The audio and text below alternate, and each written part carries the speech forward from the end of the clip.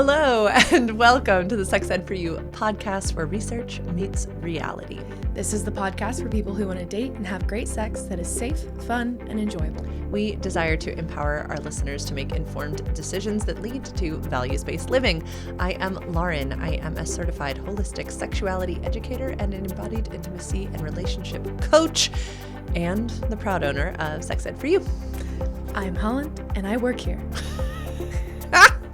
That works. Yeah, it's my favorite line because my title's always changing, so it doesn't really matter. Like, I just work here. Yeah.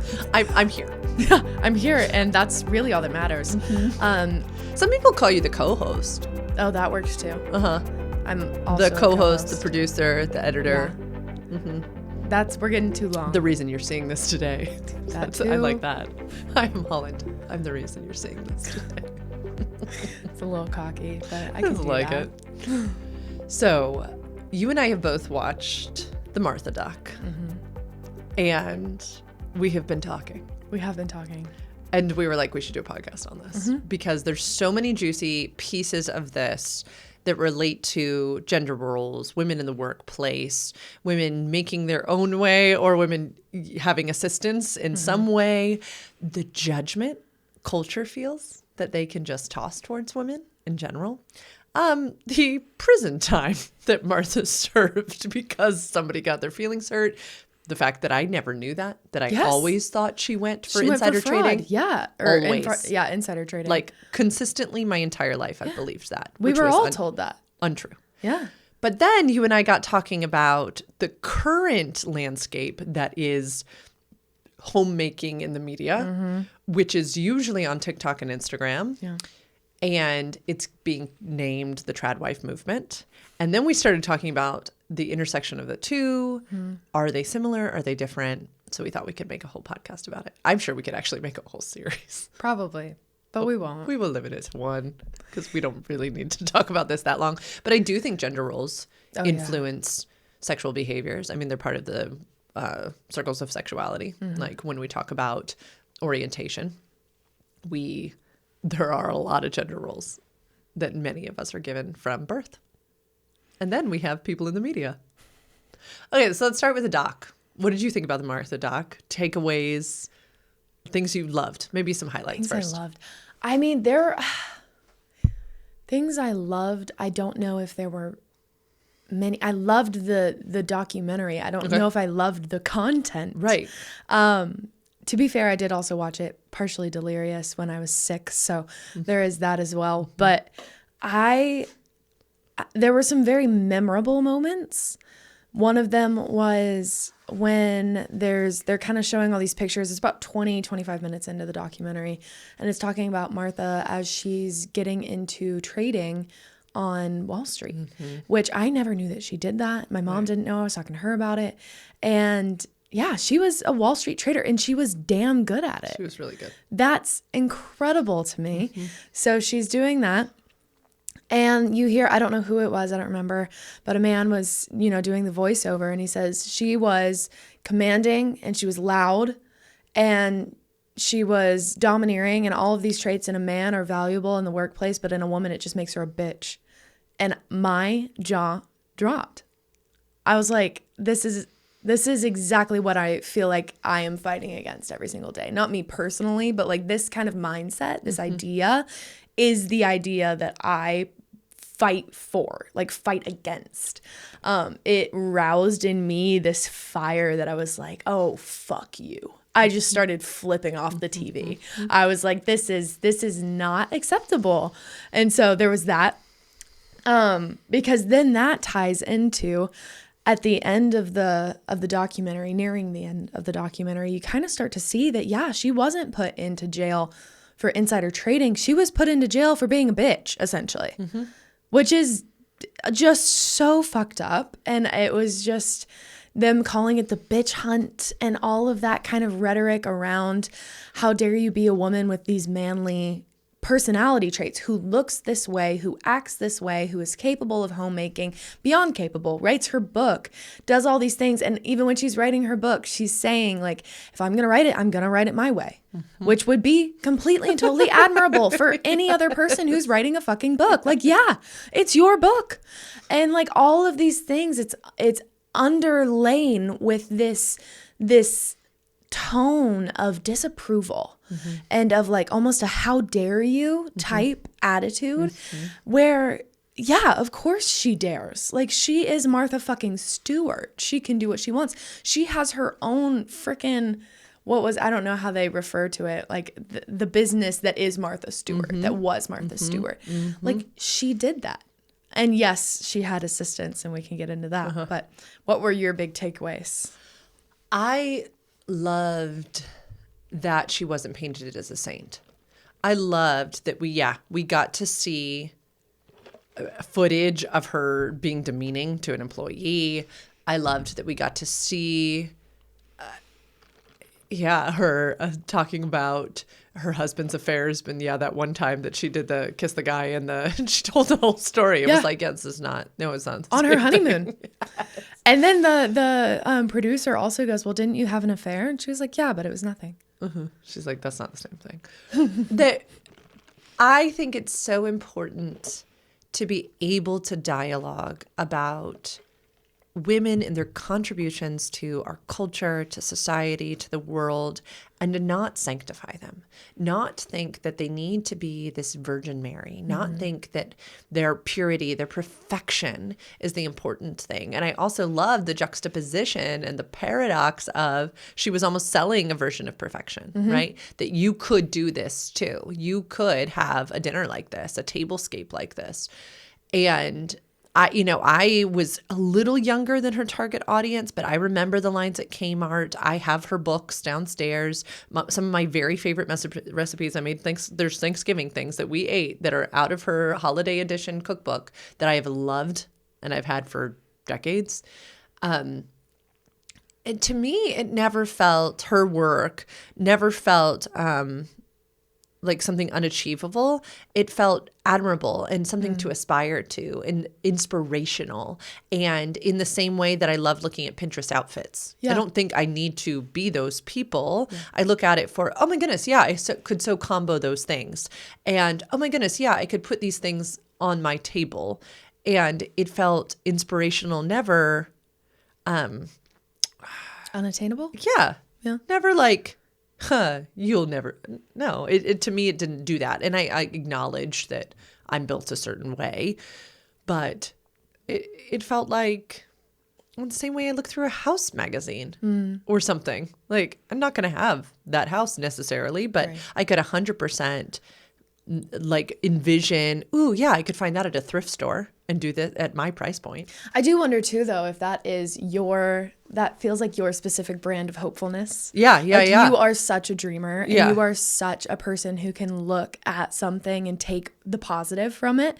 And I think quite a few people fall into the like, well, I'm never going to try because I can't achieve that. Right. And that just makes me feel bad about myself. So there's different like postures towards it. Of course. You mentioned earlier, I wanted to touch on this because I mentioned, I think in the last episode or the episode before,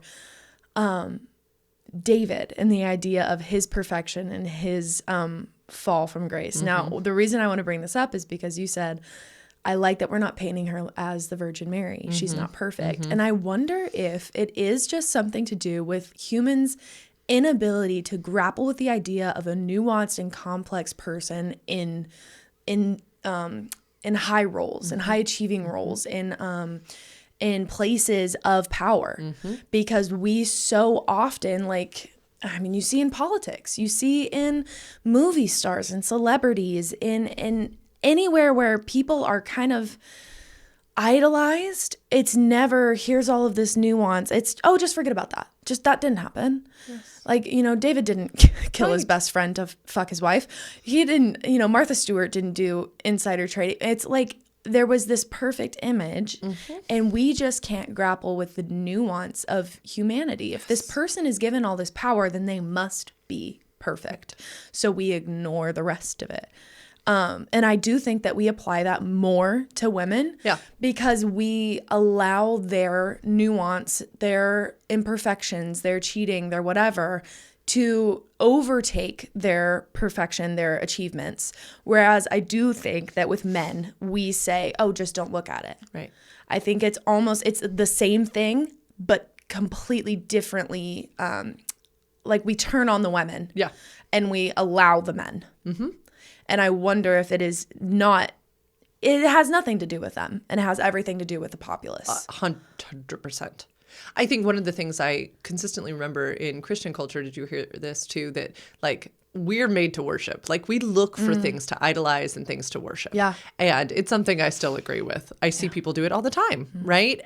Children do it. Mm-hmm. It's this idea of looking up to, which I think is fantastic. But I've been doing so much shadow work, right? Reading into Jungian, and it is so detrimental that when we try to make someone as just this like bearer of light and that's it, it's like, no, the more we put somebody on a pedestal, the farther they're going to fall.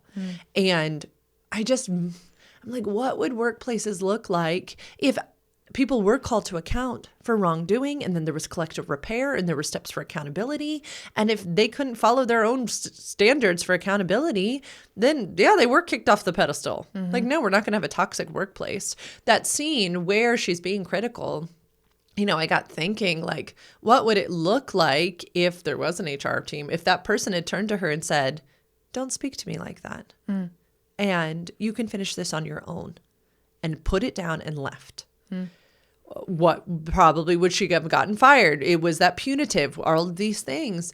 That's interesting to me. I don't think we can turn a blind eye to it, but I also don't think that it's any different than a man. Yelling at an employee. No. Get out of my office, right? What the fuck do you think you're doing, right? She took the knife and she was like all angry about the way she was slicing whatever. Using a small knife versus a big knife. She was like, it's going to take you so much longer, right? I just marvel at the double standard, like you were sharing. So many people in the workplace who are in male bodies get excused for, but look what their contributions to society. Look at this. And he can be a little rough around the edges, and I'm like, I kind of agree. And where's the accountability process? Where's the repair process? Who is staying in power? Who is suffering? Where are we perpetrating harm? Why? Yes, but it becomes so gendered. And so I think your word was exactly correct. I think we tend to idolize, and we don't want to look at the nuance of a human. They're just human. Yeah. It's kind of, I think, the gray space can be so uncomfortable for many. I mean, labeling is, I think, far easier from the party looking in than the party itself. So, calling someone good, calling someone bad, calling someone male or female or bi or trans or whatever the fuck they are. I think it's a lot easier when you are standing on the outside of the court to say, you're a bitch. Right. Okay. And then you just move on. Well, and then I thought, then you get to be in the club who thinks Martha's a bitch or the club who loves Martha. Right. So then we get into belonging of the human beings who are on the outside looking in. Yeah. And aren't even intermingled with what's really happening. No. And what's crazy is that it's the people who dare to dream and dare to put themselves in the middle of the arena where the scorn and the cheers are going to be thrown at them, who get those kinds of judgments passed upon them, or those kinds of idolization. Like, I think some people seek fame to be idolized. Sure. Right. I 100% think that some do. I don't necessarily think that's what Martha was doing. I thought Martha saw a niche, saw a need, was like, oh, I could do that and I could make money doing that. There is no shame in that. No. There is no shame in seeing a need and saying, I could make a marketable product that makes people's lives easier, more inspirational. And and I love too that she came from a shit background. She really did. She didn't have some like cutesy upbringing. No, she was abused. Yes. And a father who was really strict and really harsh. Which, of course, I mean, getting just into like the dynamics of psychology of that, of course she is the way she is. Right. She's the eldest daughter of a dickhead father. Of course she's that way. Like, of course, right? The attachment theory stuff that I was just Yeah. seeing through this, I'm like, right? I mean, like, it's not this an is what was modeled. excuse, but like, no, look at it. it just is what it is. It And how just many is what it men have made millions and billions by being the same thing, by Right. being abused by their fathers and then going into the workplace and abusing others with their words. It happens daily. And so, yeah, for us to just throw stones at Martha, I'm like, wow. Like, wow. And like throw the stones with like with consensual communication and Yeah. the idea of we're fighting for what's right in mind. Yes, but also throw the stones at the same people who are doing the same things. I find the imbalance between the two to be uncomfortable because we are so quick to say, well, and it is because she was in the public eye too.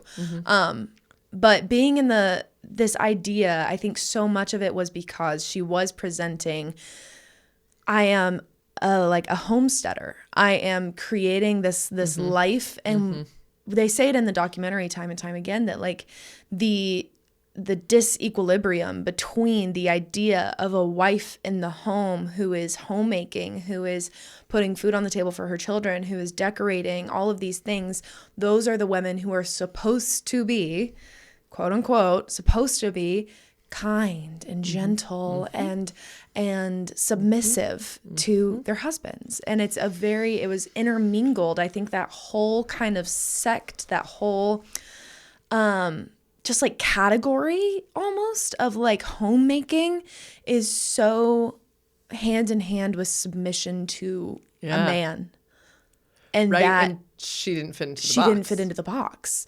And I think that is more so than anything what made them uncomfortable. Yeah. How She dare could you. have been a bitch on Wall Street. Yeah. She could have stayed on Wall Street and been the same Martha that she is, and she would have been just fine. I don't think she ever would have gone into the public eye. I don't think she ever would have had all of this, this messiness that happened with insider trading.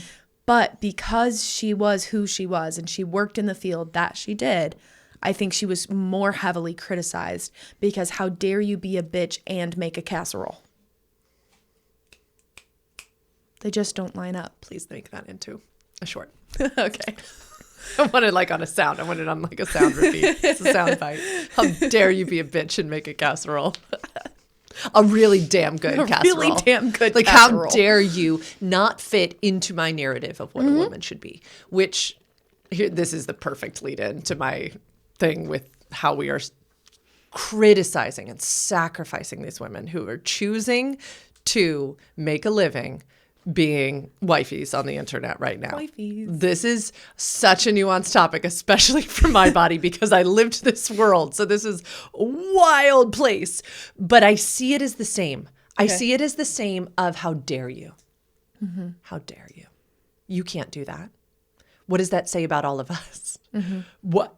And I'm like, I just am like, where is it? You and I were talking earlier that I was in a space yesterday and today where there's a lot of people of one kind. And I was like, they're taking up so much space, which leads me to think, okay, what is that triggering in me that I was never allowed to take up space like that, right? I was in a workout space, and growing up, I was a dancer. You were not allowed to speak in class. You weren't allowed to drink water in class. You were viewed as weak. If you drank water in class, you were not around to make small talk, to laugh, to giggle. You were there to be subservient and obedient to the dance instructor. Okay, that is my lived trauma. So the fact that people are joyfully giggling and taking up lots of space in a exercise space, I think still triggers me. And I still think ill of them. It's not actually about them, right? It's about me, of what I'm viewing. So with these TradWives, which I don't even know. I'm like, did they come up with this? Did somebody originate that term? Like, are women calling themselves that? I don't know. I mean, I think they're hashtagging it. I think that's where we get into like they're claiming TradWife. Yeah. Maybe we can debate into this. Like, when is it harmful? But I definitely, what I feel in my body is that the reason people hate it so much is it's the same thing of how dare you? How dare you not fit into the narrative that I think is best for women? And I how dare you seemingly enjoy your life? How dare you make money off of this? How dare you present a picture of life that I can't have? How dare you pretend that it's attainable when you're an independent millionaire, right? How dare you make bread? How dare you make bread? That's what I feel like people are saying. And again, I hear you that I look at these things differently, but I think especially the TradWife movement, since I was there, since I was in essence a TradWife, I was unemployed for a decade, and cooked and cleaned and made the food and made the house and had the baby in my living room. And I don't know.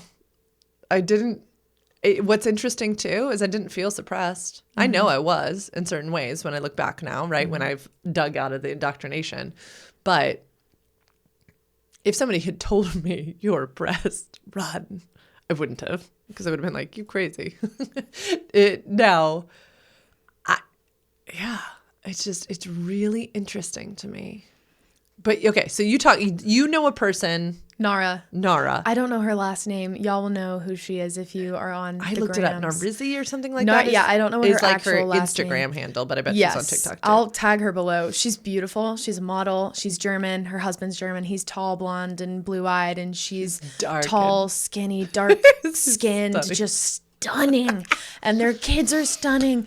And the video I just showed Lauren is she goes, "We just got off the plane from a 10-hour flight. And my husband wanted a hot dog. So instead of buying a hot dog, I decided to make a hot dog." So she starts making a hot dog from scratch. She literally takes like a beef chuck and starts making hot dogs from scratch. Hot dogs from scratch after a 10-hour flight, Yes. which then she's got a model at some point. And she's there wearing for like a fashion red, show. like skinny dress. Like she's just all prepped and she's got her makeup done and her hair done. And it's just very like, are you kidding? I get off a plane, a 10-hour flight, and I want to literally lay down on the floor and go to sleep. Sleep for days. I'm yes. jet lagged. What's happening? It's just funny.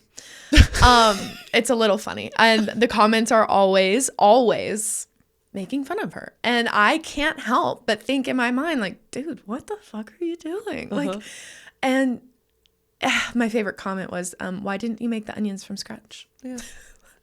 If you were going all the way. If we're going all the way, why didn't you make the onions? Why didn't you plant them before you got there to grow and be there on your arrival? Because it is just kind of ridiculous. I think there almost is this anger towards the idea that this is even possible, that this is even something that someone would consider doing. Especially I think lately, we've gotten into the food in America is bad.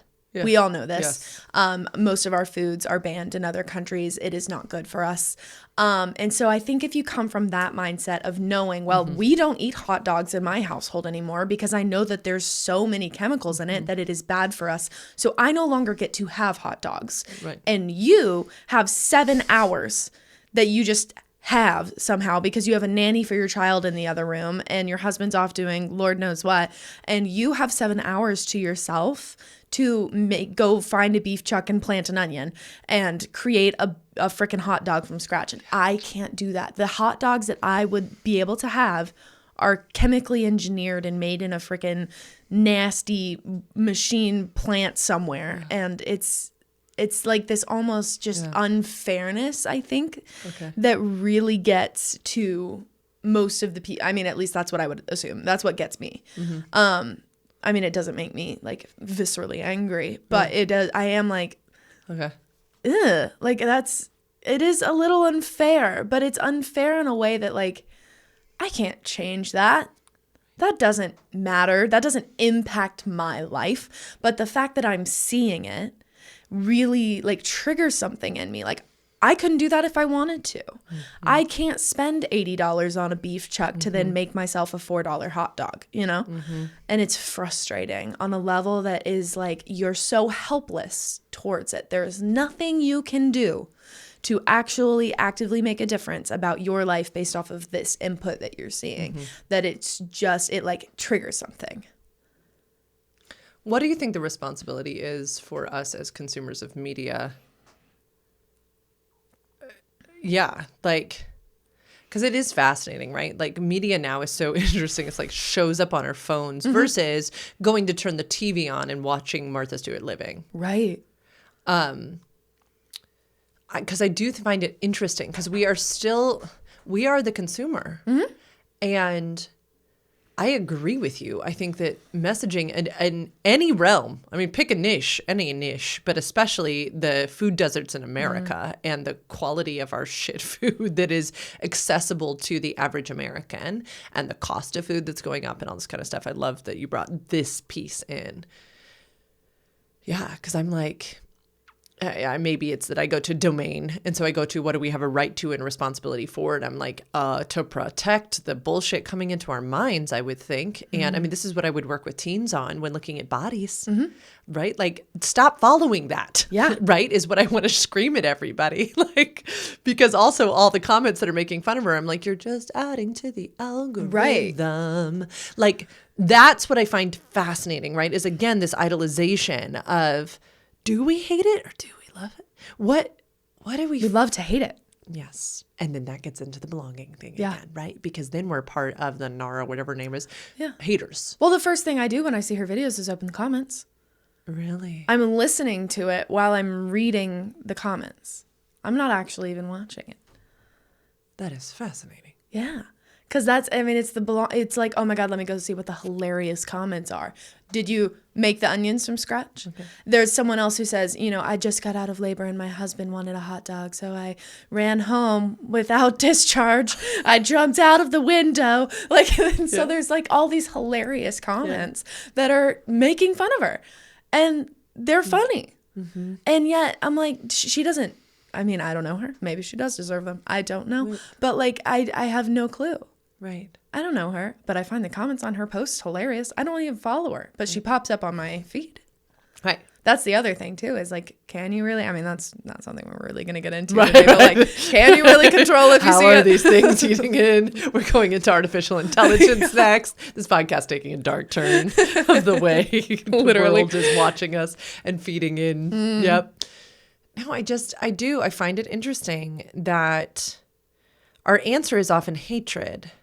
I'm like, okay, well, that's interesting because that's just othering of another kind. And I'm not saying anyone's messaging is good. Oh, yeah. I just am like, what is the answer? Where is the personal responsibility? Where is that messaging is not good for me, right? Where is okay, can you hate that but still get together with your friends and have a sourdough bread making night, right? Sex and sourdough, yeah. Right? Sex and sourdough. People are like, it should be a thing. I think it would be great. I do too. Shout out to one of our listeners who's like a big sourdough maker. And she was like, this is perfect because there's so much time in between. Like, you need the first rise and the second rise. You can have little sex talks in between. And then at the end, we'll have bread. So we'll have a sex and sourdough night at some point. At some point. But like, I'm like, is that wrong of us, right? Like, no, to be women who want to do, I think also why it's fascinating to me, again, this is a weird personal topic.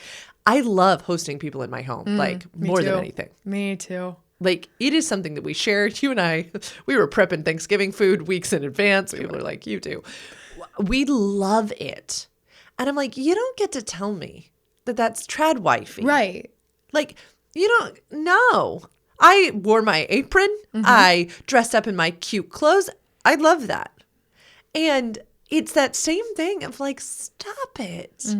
I think when you research feminism and you find that true feminism is egalitarianism, is the fighting for the rights of others, and that includes trans folks, right? Gay folks, like queer joy. That just means, but it also means the person who loves to cook food and host people in her home. Right, is allowed to and encouraged to do so. True egalitarian existence in my mind is always going to be what Elizabeth Lesser says, or Sue Monk Kidd, don't remember, that it's not just more women in suits in boardrooms. It's women in a dress that feels comfy in their body and in leading a meeting while breastfeeding, while a dad is at home taking care of his kids and hopping on Zoom.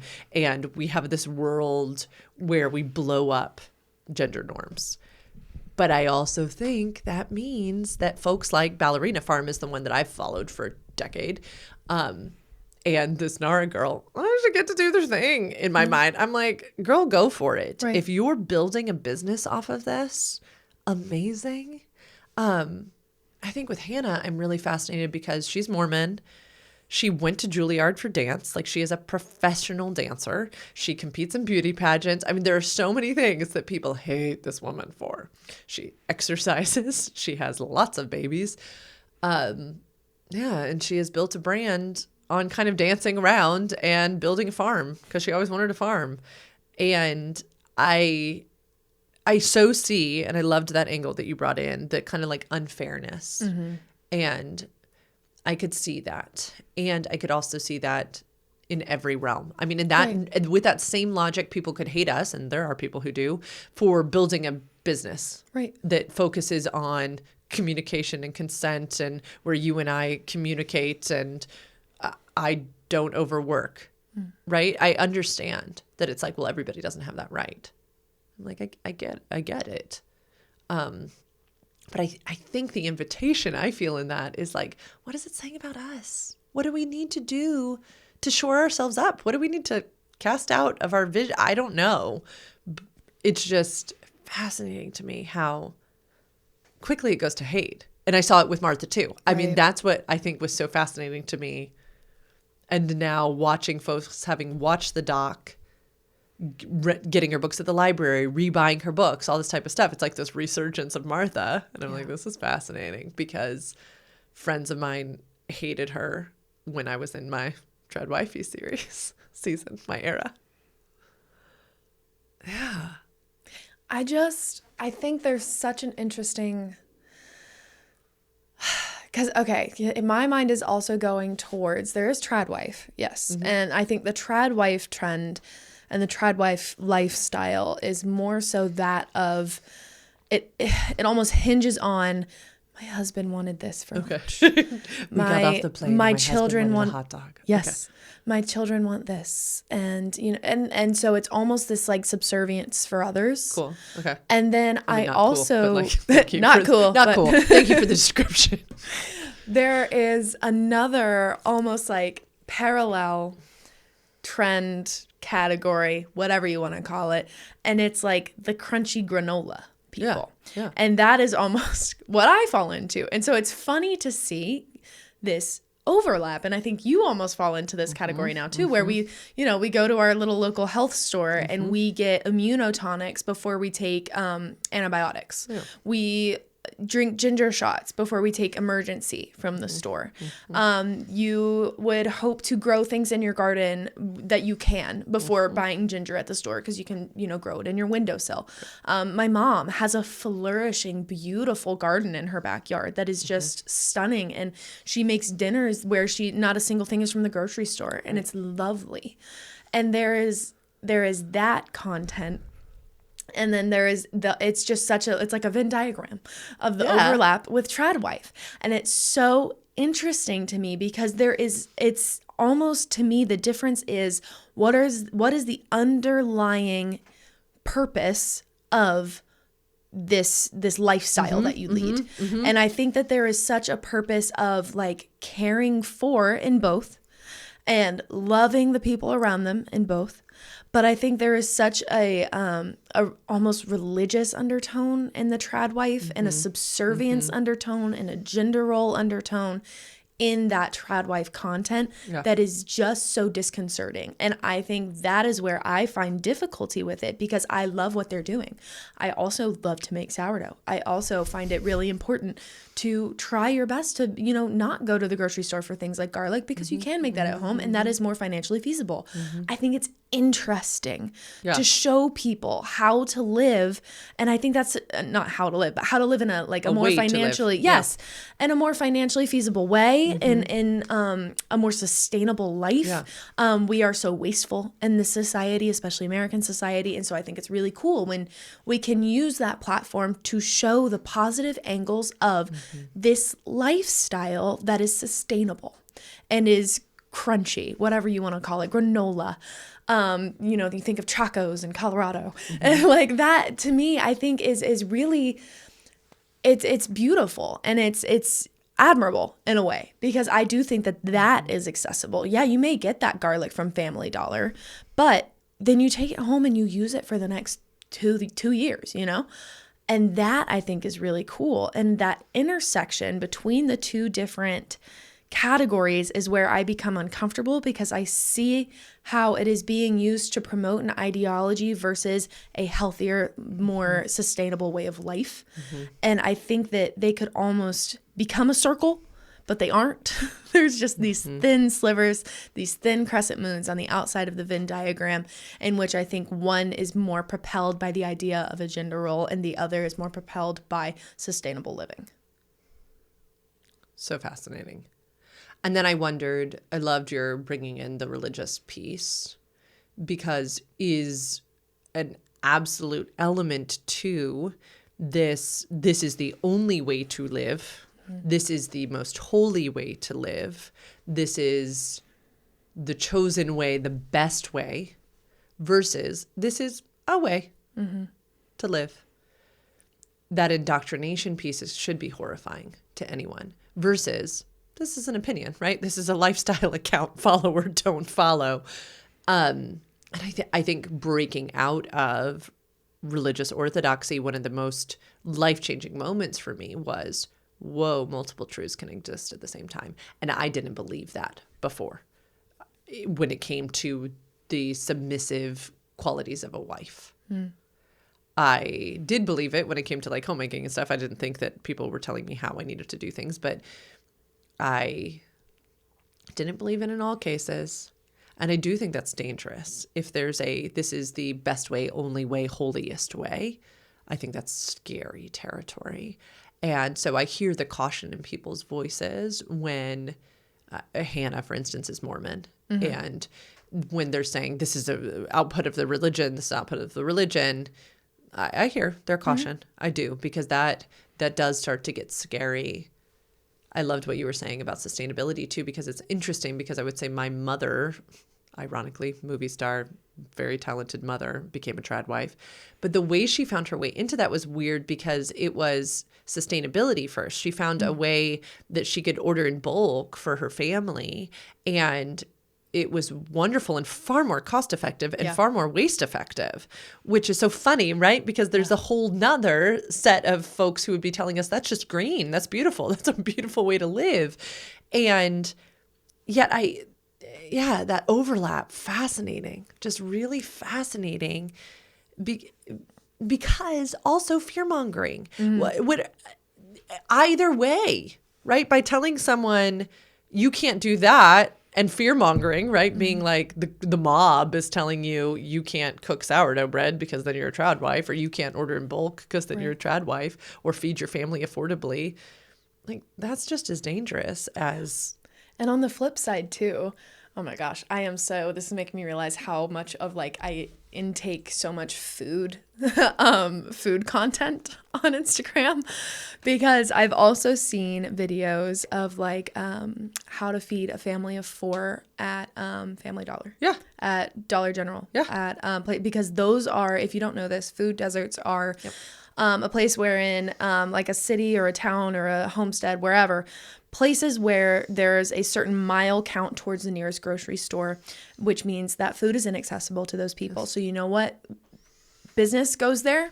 A Family Dollar or a Dollar General, which is actually far more expensive to eat from, to make a meal from. And they brand themselves as inexpensive, and then they flip it on its head, because it's literally like a 1 serving in this thing, and you may be paying $1 for it, but you have to buy 5, you know?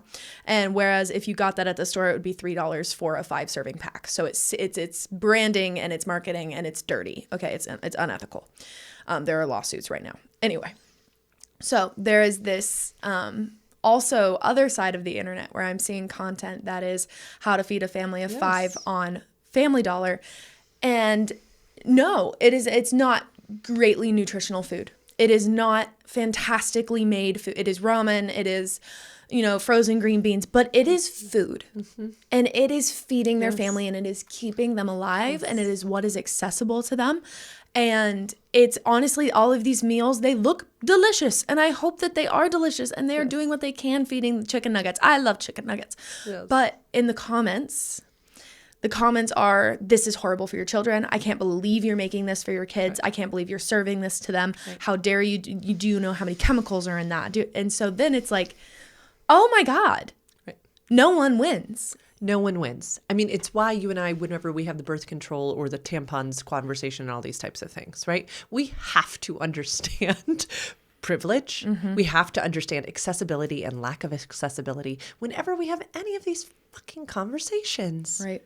That everyone doesn't have access to transportation. Everyone doesn't have an access to their local CSA to get their produce from the ground, right? And there are amazing nonprofits out there who are trying so hard to teach farming to local communities, right? And is that TradWifing them? No, right? I think it is such a privilege to even get to be a hater. Right. Oh, wow. That is so true. Because when we are hungry, we accept what we're given. And our culture just has a really interesting standpoint on so many things. And we love to cast judgment instead of, I would argue, getting to work in our communities and like being in our communities and doing what's ours to do. And yeah, okay, so let those people build their followings and just don't mind your own business, right? It's not your business. If supplying food to communities and go start looking at your community and what can be done there and start reading up on food deserts and childcare deserts. And there's a bunch of stuff we could learn instead. You asked earlier, you said, what is the answer? What is our solution? We're looking for a solution. To be so honest, I think it's to get off social media. I think it's because you can't. AI is going to put it on your For You page. If it's something that triggers you, if it's something that you like or you respond or you watch 2 or 3 times, it's going to keep giving it to you. Get off of social media, even if it is for a week, if it is for a few days, because I think it is important that we realize that our whole lives are not in these damn black boxes. They aren't. No. And life is so much larger than what you're seeing. Like these people that you're seeing videos of, their lives aren't yours. They aren't intermingled with yours. They don't even touch yours. You may know them by the 6th degree, sure, maybe. But that's not what matters. And they are in a completely different side of the earth more likely than not. Nara sure is. She's in Germany. Just leave her alone. Let the Germans deal with her, Right. that sounds wrong. But touch grass, essentially. Touch grass. That is the phrase that we use for gamers. It's a phrase I'll use for you. Go outside and touch grass. Realize that life is more than the box that you're staring into. We have become far too complicit in the technology that we have and the access. We have too much information input. Let your life be what your life is, and tackle your problems as your problems, and build a community of real people.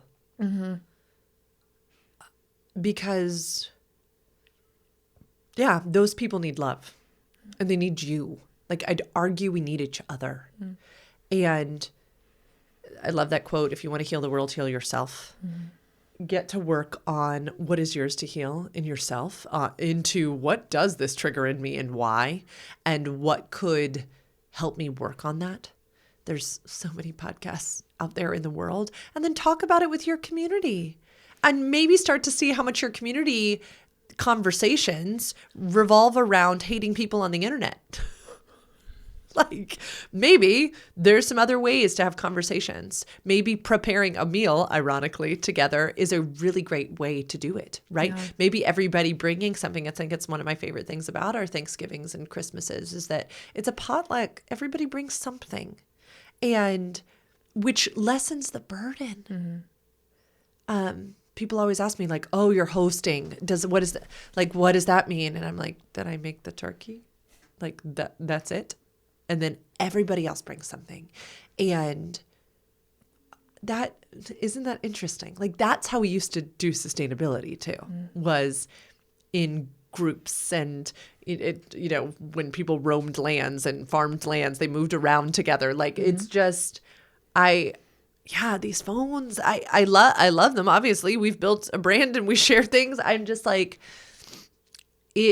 when I start to sense hate, I'm I get curious. I got curious about the Martha thing. Yeah. Why are we hating her so much. I'm curious about the NAR thing, curious about the ballerina farm thing, curious about so many of these things. Sure, harmful messaging is harmful messaging. But as you were saying, like, what's the answer? Because people are going to be hating on the making a sustainable meal from dollar store as well. And oh my God, before this work, I was in maternal health advocacy and worked on a state appointed task force, and trying to do good was just wild. In Wicked, the movie, we haven't gotten to it yet, but there's this song about how no good deed goes unpunished. And it's a fascinating song. And if y'all haven't listened to it, I highly recommend. But it's all about, sure, I meant well, but look at what well meant did. And I'm like, yeah, I see it everywhere. Is that now it's so easy to criticize a good deed. So we do.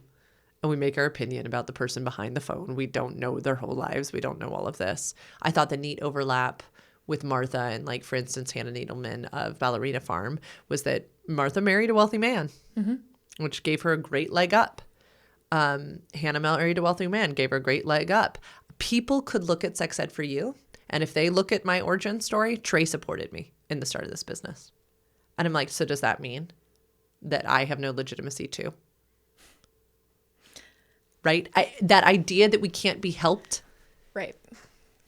I struggle. I used to sob over it. And my best friend had to be like, Lauren, my God, like, it is okay to accept help. And I was like, but I became an independent woman. I was making my own money. I hate this. I don't want to do this. And I was like sobbing. And she was like, Lauren, you're meant to help people. Like, for a person who's partnered to you to want to invest in this thing you're doing, to see it succeed is not bad. And I was like, but I believe it's bad because I was letting the words from all around come in my brain. Right. So I'm like, on that note, none of us, I guess, should ever never accept help ever. Period. Never. Never have a private investor. Yeah. Never go out and get investors at a business level. I mean, when you look never let people who love you and believe in you invest in you. Right? Don't get help for college. I mean, it's just like it doesn't. Don't have a parent who worked really hard so that they could pass down money for you. We got to stop this. What kind of world would we be if we didn't help each other?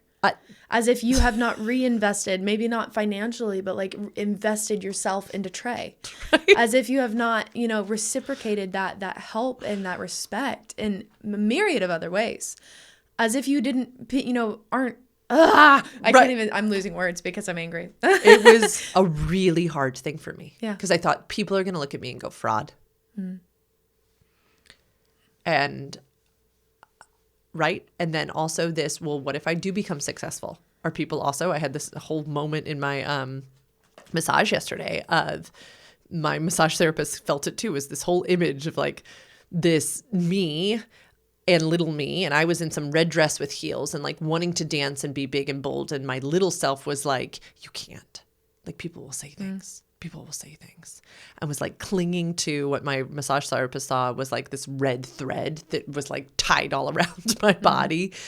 And this idea of, oh yeah, please lead a business, but don't become successful. Like, don't become too successful. Don't become powerful. Don't step too far. Yeah. Because then you don't fit in our box anymore. Right. Is detrimental to women in business. Right? So then what do? They use backdoor manipulation or bitchy. They're like, I give up. Yeah. I'm just, right? Because we're all so hateful. And yeah, I literally turned to little me in my like massage in my imagination and was like, what's going on? And she was like, if we do that, people will hate us. And I was like, and had to say to her, and what if they do? And she was like, then we'll be more alone. And I was like, okay. Well, we're going to have our people, little one. It's going to be okay. But it's wild that there is a lot of hatred out there. Obviously, in all these comments on, I mean, Hannah's does the same, right? You're contributing to the problems in America is what they'll say sometimes. And I'm like, okay, is she? You're never going to win in the eyes of the public. So do what you feel is right. Yeah. Do what's best for you. whether that be Family Dollar or making sourdough. Yeah. Or both. Both. And know that neither is better or worse. If you are doing the best for you, or even the finest for you, just fine. And if you are luxuriating in your pleasure, right? I follow a bunch of colleagues of mine who are in work against fat phobia, and they'll talk about the beauty of comfort food. And that as a culture, we've become so like anti-fatness that we don't talk enough about like the joy of luxuriating in a favorite childhood food. And yeah, it might be from the dollar store because that's where grandma got it from. And that we're robbing people of pleasure.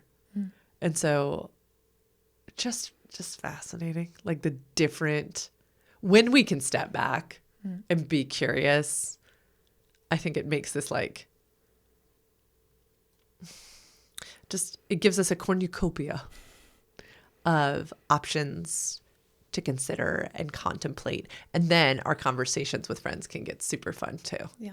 Of, oh, wow, you do this and I do that. And I support you for this and lean on you for that. And you come to me for this. And, oh, look, we're a community. And, oh, yeah, all of that is a certain thing behind a phone. And it's a brand. And it's exactly what Martha did. And use it or block it. Literally, it's your only choice. This might be your only choice. I don't know. But yeah, interesting conversation. Gender roles. People forever trying to put people in a female body in a box. And what I also found from this conversation too is how these gender roles like just so deeply affect every single one of us, because I think it really truly does affect the way we eat. I mean, at the most basest part of this conversation, I genuinely found that like this is affecting the way we eat food. Yeah.